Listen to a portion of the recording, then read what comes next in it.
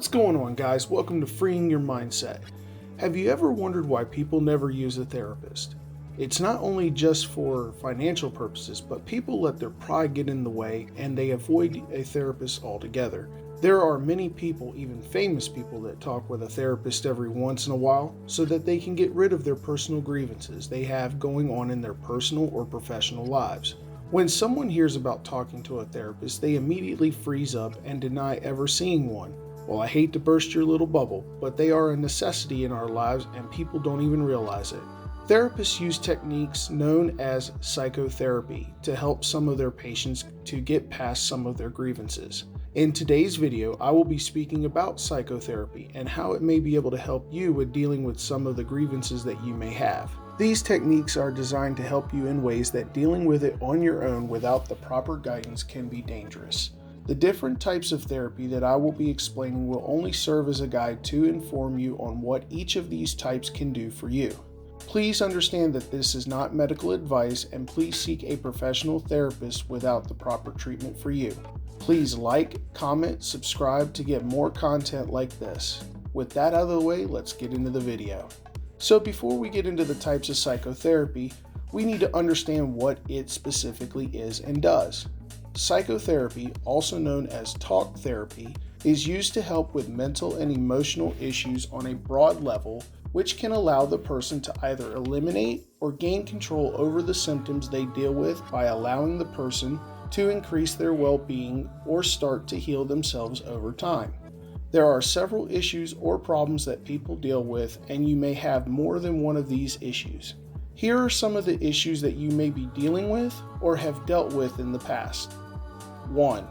Medical illness or loss, such as the loss of a loved one. 2. Specific mental disorders, such as depression or anxiety. If you want to know more about these, there's another video that I did explaining a little more about these in greater detail.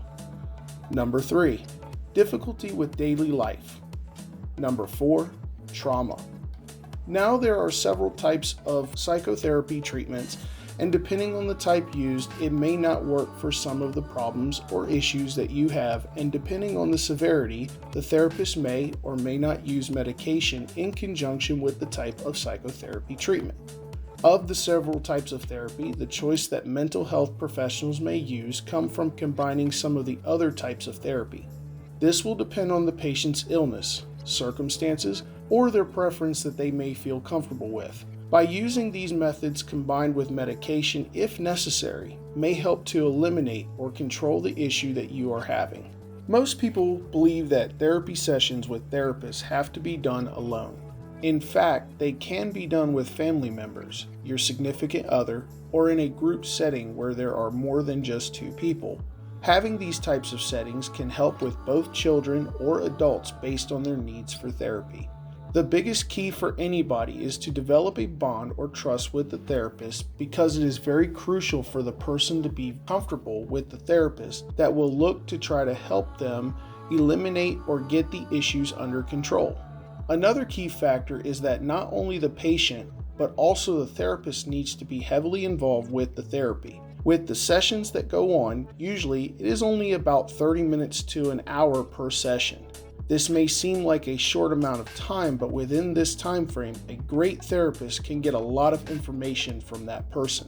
Depending on your issues that you have, the therapy sessions may only last a few sessions, or it can last for a much longer time, like a few months to many years.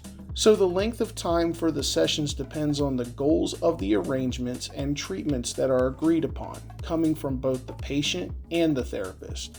Even though there is a confidentiality agreement made between the therapist and patient, intimate contact with the therapist is not ethical, and you will need to find another therapist.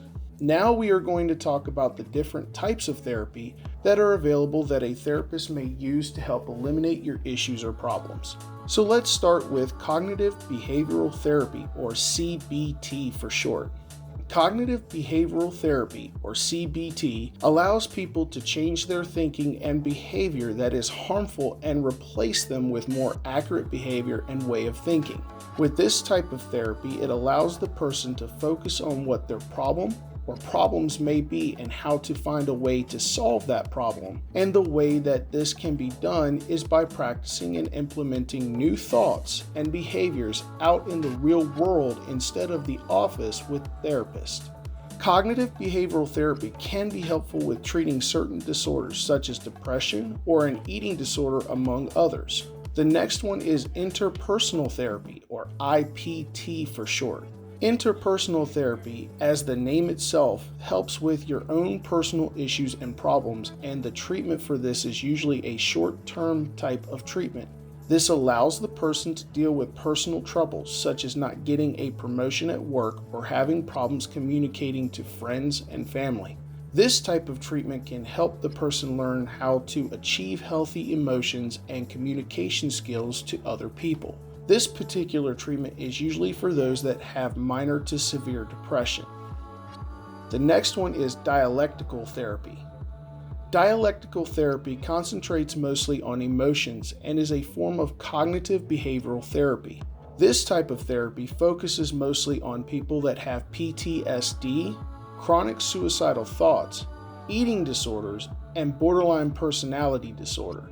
This type of therapy will help people develop new skills and challenge them to take responsibility to change their disruptive and unhealthy behavior.